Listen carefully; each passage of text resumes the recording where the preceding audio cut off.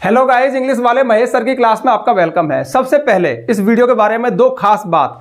पहली बात, आप में से कोई भी आज तक भी एक्टिव वॉइस को पैसिव वॉइस में बदलना नहीं सीखा तो मैं गारंटी देता हूं इस वीडियो को देखने के बाद वो 101% सीख जाएगा। और दूसरी बात, यदि आप में से कोई स्टूडेंट है जो इस वीडियो को देख रहा है और आपके सिलेबस में ग्रामर सेक्शन में पैसिव वॉइस वाला टॉपिक है तो इस वीडियो को देखने के बाद आपके नंबर नहीं कटेंगे। क्यों? क्योंकि इसकी स्ट्रेटजी मतलब इसकी जो स्क्रिप्ट मैंने लिखी है ना उसी हिसाब से लिखी है कि कम से कम समय में ज़्यादा से ज़्यादा कंटेंट आपके दिमाग में चला जाए। तो शुरू करते हैं। तो देखिए, तो ये है एक्टिव वॉइस और ये है पैसिव वॉइस। अब एक्टिव वॉइस क्या होती है, पैसिव वॉइस क्या होती है, डेफिनेशन देने में हम टाइम बर्बाद नहीं करेंगे, सीधा मुद्दे पे आ जाते हैं। देखिए, ये सेंटेंस है जो एक्टिव वॉइस में लिखा हुआ है, आई ड्रिंक मिल्क डेली। इसको हमको पैसिव वॉइस में चेंज करना है। तो ध्यान रखना, जब भी किसी सेंटेंस को एक्टिव वॉइस को आपको पैसिव वॉइस में चेंज करना है तो ध्यान रखना 4 स्टेप आपको पूरे करने पड़ेंगे।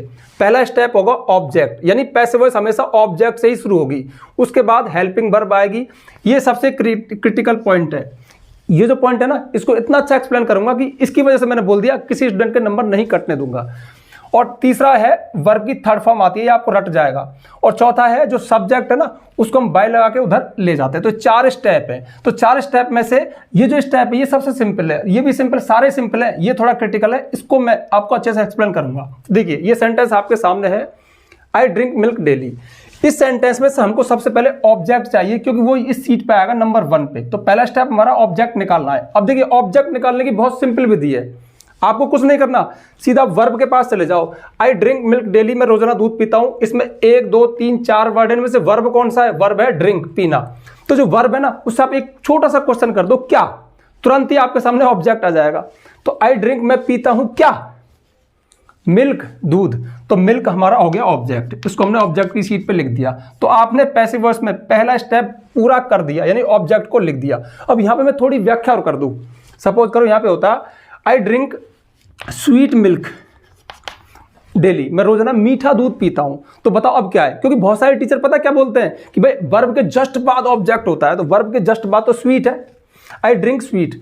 तो मैं मीठा पीता हूं, तो यहां पे आप मीठा लिखोगे, मीठा मेरे द्वारा पिया जाता है। अरे नहीं, स्वीट और मिल्क दोनों वर्ड मिल करके हमारा ऑब्जेक्ट है, क्योंकि जो मिल्क जो नाउन है ना उसको ये मॉडिफाई कर रहा है तो इसका एडजेक्टिव है। चलो मैं ज्यादा गंभीर भाषा का यूज ना करूं, स्वीट मिल्क पूरा फ्रेज एक नाउन फ्रेज हो गया, ये पूरा हमारा ऑब्जेक्ट है, यानी जुड़े हुए शब्द। जैसे देखो, आई राइट ए स्टोरी, मैं एक कहानी लिखता हूं तो मैं लिखता हूं क्या? A story. लेकिन I write a short and beautiful story, मैं एक छोटी और सुंदर कहानी लिखता हूं तो मैं क्या लिखता हूं? एक छोटी और सुंदर कहानी। पूरे 4-5 वर्ड अपने ऑब्जेक्ट है। तो इस चक्कर मत रहना कि एक वर्ड उठा लिया ऑब्जेक्ट हो गया, वो 2-3 वर्ड का हो सकता है, ठीक है? उसको बोल के देख लेना, पूरा एक साथ आएगा, एक ग्रुप होता है वो। तो आई ड्रिंक मिल्क ये हो गया। अब नंबर 2 पे हेल्पिंग वर्ब, बस ये सबसे क्रिटिकल पॉइंट है। तो देखो, आई ड्रिंक, मैं पीता हूं, ये प्रेजेंट इंडेफिनिट टेंस है। जब इसकी पैसिव वॉइस बनेगी तो हम helping verb is am are. अब इज एम आर तीनों नहीं लानी, ये ग्रुप है। मिल्क के साथ क्या आएगा? इज। इस बात पे फिलहाल मैं कम बोलूंगा कि मैंने इज क्यों लगाया, क्योंकि इसके लिए मैं आपको टेबल लिखवा के जाऊंगा, क्योंकि यहीं से तो आपके नंबर कटते हैं। ये तो कोई बता देगा कि ऑब्जेक्ट कहां मिलता है, क्या होता है, आप पहचान भी लोगे। लेकिन जो इज है ना, ये आपके दिमाग से निकल जाएगा एग्जाम में, लेकिन मैं इसके लिए आपको एक टेबल लिखवा के जाऊंगा, ठीक है? तो पहले बेसिक थोड़ा पूरा कर लें। तो सेकंड स्टेप हमने पूरा कर लिया। अब थर्ड स्टेप क्या है? एक महान वाक्य है, पैसिव वॉइस में हमेशा वर्ब की थर्ड फॉर्म आती है। दोबारा बोलूं, पैसिव वॉइस में हमेशा वर्ब की थर्ड फॉर्म ही आती है। इस बात को एक बार दिमाग में गहराई से डाल लो कि कभी ना निकले। तो ये है ड्रिंक, पीना। तो ड्रिंक फर्स्ट फॉर्म है, ड्रैंक DRAN के सेकंड फॉर्म है, और DRUN के ड्रंक थर्ड फॉर्म है। तो यहां पे लगा दो third form, milk is drunk. अब चौथा स्टेप है। चौथा स्टेप में क्या लगाना है हमको? बाई का यूज करना है। 1 मिनट रुको, माइक है ना, तो देखो बाई लगा दो आप। अब इसके बाद देखिए, बाई के बाद क्या है? Plus subject. अब ये सब्जेक्ट कहां से आएगा? तो देखिए, जो हमारा एक्टिव वॉइस वाला सेंटेंस है उसका जो सब्जेक्ट है ना वो बाई के बाद उधर जाएगा, बाई के पास। अब ये जो आई है ना, तो क्या मैं यहां पे आई लिख दूं? नहीं, बस थोड़ा सा आपको चेंज करना है। आपको यहां पर इसकी ऑब्जेक्टिव फॉर्म लिखनी है। तो आई की ऑब्जेक्टिव फॉर्म क्या होती है? मी होती है। यहां पे आएगा मी, बाय मी। अब क्या बचा? अब बचा डेली। तो डेली को यहां पे बाद में लिख दो। तो डेली हमारा शेष वर्ड है, इसकी वजह से सेंटेंस गलत नहीं होता। पैसिव वॉइस के मेन 4 ही कॉन्सेप्ट है, 4 स्टेप है जो हमारे अच्छे से पूरे हो गए। सबसे पहला ऑब्जेक्ट हमने सही क्लियर कर दिया, हेल्पिंग वर्ब हमने टेंस के अनुसार सही लगा दी, थर्ड फॉर्म हमने लगा दी, और बाय वाला कॉन्सेप्ट भी हमने पूरा कर दिया। अब जरा इसको पढ़ के देख लेते हैं कि पैसिव वॉइस का लहजा क्या है। तो देखो, आई ड्रिंक मिल्क डेली, मैं रोजाना दूध पीता हूं। पैसिव वॉइस बनेगा मिल्क इज ड्रंक, दूध पिया जाता है। बाय मी मेरे द्वारा डेली रोजाना, तो रोजाना मेरे द्वारा दूध पिया जाता है। ध्यान रखना एक्टिव वॉइस और पैसिव वॉइस में टेंस चेंज नहीं होता, ये भी प्रेजेंट में है, ये भी प्रेजेंट में, सिर्फ चेंज होता है लहजा। मैं पीता हूं और मैं यहां पर मेरे द्वारा पिया जाता है। ध्यान रखना पैसिव वॉइस में हम ऑब्जेक्ट को हीरो बनाते हैं, एक्टिव वॉइस में सब्जेक्ट हीरो होता है, यानी बात सब्जेक्ट की होती है, सब्जेक्ट से सेंटेंस शुरू होता है। और पैसिव वॉइस में हम पूरा हीरो, पूरा क्रेडिट देते हैं ऑब्जेक्ट को, यानी सेंटेंस ऑब्जेक्ट से शुरू होता है। और ऑब्जेक्ट कहां मिलता है ये बात मैंने आपको बताई दी।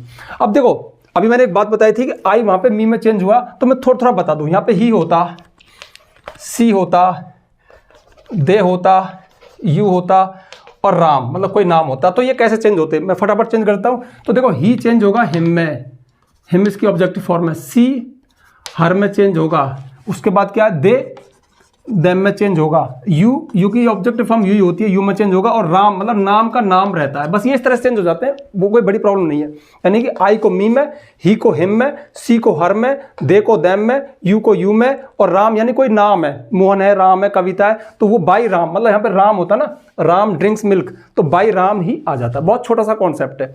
ऑब्जेक्ट वाली बात मैंने आपको बताई थी कि ऑब्जेक्ट अगर 2-3 वर्ड का हो तो पूरा पूरा उठ के जाएगा। अगर यहाँ पे स्वीट मिल्क होता तो मैं क्या लिखता यहाँ पे स्वीट मिल्क लिखता, ठीक है।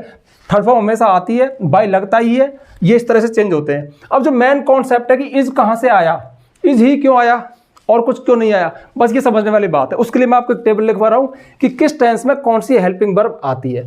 मैं समझता हूं कि बेसिक कॉन्सेप्ट इसका पूरा हो चुका है, थोड़ी सी प्रैक्टिस करोगे ना हो जाएगा, ठीक है। तो आप ये चाहो तो नोट कर लो। अब मैं सेकंड स्टेप पे आगे बढ़ रहा हूं और अब ये है आपके सामने इस वीडियो का सबसे इंपॉर्टेंट पार्ट, जिसके माध्यम से हम किसी सेंटेंस में यानी किसी पैसिव वॉइस में एकदम करेक्ट सही हेल्पिंग वर्ब का चयन करना सीखेंगे। मैंने एक एग्जांपल लिया है, जैसे I write a story, I wrote a story, I will write a story, I am writing a story, I was writing a story, मतलब सारे के सारे टेंस कवर कर लिए। इसके अलावा मॉडल वाले सेंटेंस भी ले लिए, गोइंग टू वाला सेंटेंस भी है, इंपेटिव सेंटेंस भी है। अब इन सेंटेंस का पैसिव वॉइस बना ये। अब पैसिव वॉइस के बारे में दो एक बेसिक बात है जो तो आपको रट गई होंगी कि पैसिव वॉइस हमेशा ऑब्जेक्ट से शुरू होगी। तो देखिए सब में ऑब्जेक्ट मैंने ले लिया। उसके बाद में पैसिव वॉइस में हमेशा वर्ब की थर्ड फॉर्म आती है जो मैंने लिखी दी, बाई मैंने लिखी दिया, सब्जेक्ट को मैंने ऑब्जेक्ट बना दिया। अब मेन चीज क्या है, ये सही करेक्ट हेल्पिंग वर्ब भरना। यानी जब ये सेंटेंस होता है, जब ये पर्टिकुलर टेंस होता है, तो यहाँ पे हेल्पिंग वर्ब कौन सी आती है। जो स्टूडेंट जो लर्नर इस बात को हमेशा के लिए दिमाग में याद रख लेगा वही पैसिव वॉइस सही करेक्ट कर पाएगा, वही कह सकता है छाती ठोक के हाँ मैं पैसिव वॉइस जानता हूं। वरना ये नॉर्मल बात है कि इसमें ए स्टोरी ऑब्जेक्ट है। अब आपने ए स्टोरी को मतलब पता लगा लिया कि मुझे पता है ऑब्जेक्ट क्या है, तो क्या कर लिया, कोई बहुत बड़ा काम नहीं है। बहुत बड़ा काम है कि अब इन सब में यहाँ पे क्या आएगा, भाई थर्ड फॉर्म तो आएगी, बाई लगाओगे, तो ये सबसे मेन पार्ट है, ठीक है। अब मैं यहाँ पे इन सबको फिल कर देता हूँ, आप नोट कर लेना, यानी बहुत काम की चीज़ है। लेकिन उससे पहले एक छोटी सी जानकारी देखिए। जानकारी ये है, यदि आपको हमारे द्वारा पढ़ाई गई इंग्लिश ग्रामर समझ में आती है, पसंद आती है, मतलब ऐसा लगता है कि यार हम सीख रहे हैं, सर सिंपल सिखाते हैं और आपको सारी इंग्लिश ग्रामर चाहिए, सीक्वेंस में चाहिए। देखिए यूट्यूब पर भी है लेकिन बिखरा पड़ा, लेकिन आपको पूरा सीक्वेंस में चाहिए, डिटेल में चाहिए, बेसिक टू एडवांस चाहिए, तो आप प्ले स्टोर पर जाइए, महेश गुरुजी एप्लीकेशन को डाउनलोड कीजिए, रजिस्टर कीजिए। उसके पेड कोर्स में आपको एक कंप्लीट इंग्लिश ग्रामर कोर्स मिलेगा, बेसिक टू एडवांस, जिसमें हमने यही किया है, सारी इंग्लिश ग्रामर को, सारे टॉपिक्स को सीरियल से 1 बाय 1 करके सीक्वेंस में कवर किया है। साथ में पीडीएफ नोट्स भी है। आप चाहे तो किसी वीडियो को वीडियो में मतलब किसी टॉपिक को वीडियो में देख सकते हो, चाहो तो पीडीएफ में नोट्स के रूप में पढ़ भी सकते हो। अब चूंकि एक्स्ट्रा मेहनत लगी है, थोड़ी फीस है, आप चाहे तो परचेज कर लेना, परचेज नहीं करना है तो बिल्कुल मत करना, यूट्यूब पर भी है, ठीक है। और हाँ, अब आपके मन में एक डाउट आ रहा होगा, क्वेश्चन आ रहा होगा, क्या यूट्यूब के वीडियो वहाँ पे सीक्वेंस में नहीं, सारा कंटेंट अलग से तैयार किया है, बेसिक टू एडवांस। आप चाहो तो ले लेना, ना चाहो तो मत लेना, मैं किसी को फोर्स नहीं करता। तो चलिए अब इनको कवर करते हैं। जैसे पहला सेंटेंस है, ये सारे एक्टिव वॉइस है, ये पैसिव वॉइस है। आई राइट अ स्टोरी, मैं एक कहानी लिखता हूं, ये प्रेजेंट इंडेफिनिट टेंस है। तो जब सेंटेंस प्रेजेंट इंडेफिनिट टेंस का हो, अच्छा प्रेजेंट इंडेफिनिट टेंस होता कब है, जब सब्जेक्ट के साथ मेन वर्ब की फर्स्ट फॉर्म आएगी या फिर उसमें एस लगा होगा। ऐसी कंडीशन में जब हम पैसिव वॉइस बनाएंगे तो उसमें इज एम आर, अब इज एम आर तीनों मत लगा देना भैया, ये सब्जेक्ट का चक्कर है, ए स्टोरी एक ही है तो इज आएगा। स्टोरीज होता मतलब कहानियां तो आर आता, और यहाँ पे बाई चांस आई होता सब्जेक्ट तो आई के साथ एम आता, तो यहाँ पे क्या आएगा इज। तो आपको नोट करने वाली बात यह है कि प्रेजेंट इंडेफिनिट टेंस, इसमें राइट होता, राइट्स होता या हेल्पिंग वर्ब डू डज होते, तो यहाँ पे इज एम आर का यूज करते हैं। अब पैसिव वॉइस का एक सीधा सिद्धांत है यार, पैसिव वॉइस में कोई चीज़ बाहर से जरूर आएगी। मतलब आपने एक्टिव वॉइस को पैसिव वॉइस में चेंज कर दिया, थर्ड फॉर्म भी लगा दी, ऑब्जेक्ट भी लगा दिया, लेकिन बाहर से आप उठा के कुछ नहीं लाए। बाहर से जो चीज़ आएगी वो हेल्पिंग वर्ब है। जैसे इसमें देखो, इस सेंटेंस में इज है क्या, नहीं है, इज प्रकट हुआ बाहर से, अब करेक्ट पैसिव वॉइस है। अगला है आई रोट अ स्टोरी, मैंने एक कहानी लिखी थी, ये पास्ट इंडेफिनिट टेंस है तो इसमें आएगा वाज। चलो मैं पढ़ के और चलता हूँ इनको। आई राइट अ स्टोरी, मैं एक कहानी लिखता हूँ। A story is written by me, एक कहानी मेरे द्वारा लिखी जाती है। आई रोट अ स्टोरी, मैंने एक कहानी लिखी थी। A story was written by me, एक कहानी मेरे द्वारा लिखी गई थी। ये पास्ट हो गया। अब अगला है future indefinite tense. I will write a story, मैं एक कहानी लिखूंगा। तो स्टोरी विल बी, इसमें बी आएगा बाहर से। तो विल तो देखो, विल तो जो की तो है। अच्छा, कुछ के मन में आ रहा होगा कि आई सेल, ठीक है कोई बात नहीं, यहाँ पे सेल होता क्योंकि विल सेल दोनों इसके हेल्पिंग वर्ब है और हम मोस्ट ऑफ विल का भी यूज कर देते हैं। तो आई सेल राइट ए स्टोरी, मैं एक कहानी लिखूंगा। तो यहाँ पे फिर भी स्टोरी के साथ तो विल ही आता ना, क्योंकि जो सेल है वो तो आई वी के साथ आता है। वैसे कॉमन जनरल में हम विल का यूज कर देते हैं, मतलब सभी सब्जेक्ट के साथ, इसलिए मैंने लिख दिया। तो आप तो ये ध्यान रखना, विल सेल वाला सेंटेंस है तो बी आएगा। तो a story will be written by me, एक कहानी मेरे द्वारा लिखी जाएगी। अगला है I am writing a story, ये प्रेजेंट कंटिन्यूअस है। इसमें ए स्टोरी, अब देखो इसमें इज एम आर तो है, आई के साथ एम है, स्टोरी के साथ इज आ गया, ये तो ऑलरेडी रहेंगे। लेकिन बाहर से भी कोई चीज़ नहीं आई, ऐसा मत समझना कि मैंने इज लगा दिया, बहुत बड़ा काम कर दिया। अरे रुक जा भी भैया, बीइंग और ला, तो कंटिन्यूअस में क्या आएगा, बीइंग आएगा। Story is being written by me, एक कहानी मेरे द्वारा लिखी जा रही है। अगला है आई वाज राइटिंग अ स्टोरी, मैं एक कहानी लिख रहा था, पास्ट कंटिन्यूअस है। तो इसमें भी देखो आईएनजी वाले सेंटेंस में बीइंग आता है बाहर से, ऐसे ध्यान रख लो। तो a story was being written by me, एक कहानी मेरे द्वारा लिखी जा रही थी, ये पास्ट कंटिन्यूअस हो गया। इसके बाद आना चाहिए फ्यूचर कंटिन्यूअस। भाई तीनों इंडेफिनिट हो गए, ये दो कंटिन्यूअस, तीसरा कंटिन्यूअस कहाँ गया। तो ध्यान रखना, फ्यूचर कंटिन्यूअस टेंस और तीनों परफेक्ट कंटिन्यूअस टेंस की पैसिव वॉइस नहीं बनती है। टेंस कुल 12 है, तो 12 में से 4 की पैसिव वॉइस नहीं बनेगी। कौन कौन से, एक तो फ्यूचर कंटिन्यूअस और तीनों perfect continuous, present perfect continuous, past perfect continuous और फ्यूचर परफेक्ट कंटिन्यूअस, इनकी पैसिव वॉइस नहीं बनती है, इसलिए उसका वो है ही नहीं इसमें। अगला है I have written a story, मैं कहानी लिख चुका हूँ, ये प्रेजेंट परफेक्ट टेंस है। तो इसकी ए स्टोरी, तो इसमें ऑब्जेक्ट है, उसके बाद हैज, यानी इसमें हैज हैव रहेंगे। अब देखो आई के साथ तो हैव आता है, स्टोरी के साथ हैज आएगा, ये सब्जेक्ट का चक्कर है।